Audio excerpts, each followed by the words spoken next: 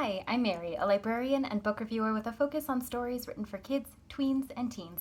Today I get to share with you this book called Pierre and Paul, Dragon, or Pierre and Paul, Dragon, a story told in two languages by Caroline Adderson and Alice Carter.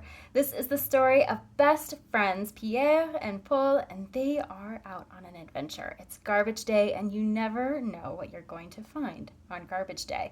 They are in search of treasure, and as they go through their day, they imagine themselves in all sorts of circumstances, and a lot of them are a little bit different than what they actually see as they venture into the world and see what things they can find. Their imaginations run wild and their friendship takes flight.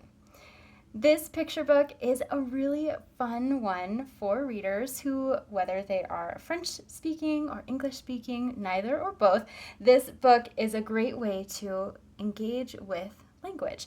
So rather than being a book that is bilingual strictly, where you have English on one side, French on the other, everything is interwoven in a way that makes it accessible no matter which language you happen to speak.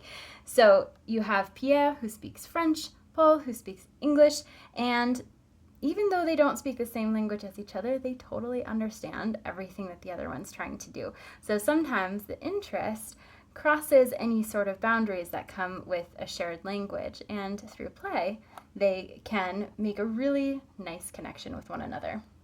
There's not a huge amount of text. And like I said, if you don't speak English or if you don't speak French, you can get the idea of what's happening even though you don't have a direct translation. So the words are balanced really nicely. Sometimes the illustrations give you clues as you're going along, and it's just fun. There's just a lot of fun that go into the story.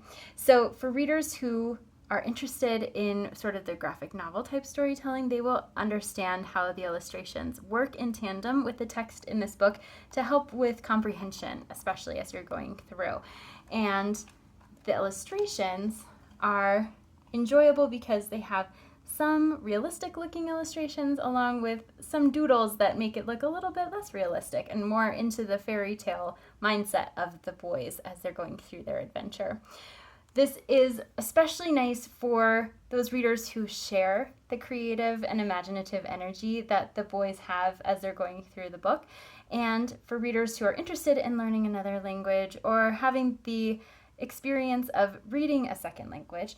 This book is a really accessible way to do that. And if readers are learning French and speak English already, they'll get to learn new vocabulary as they're going through the story as well.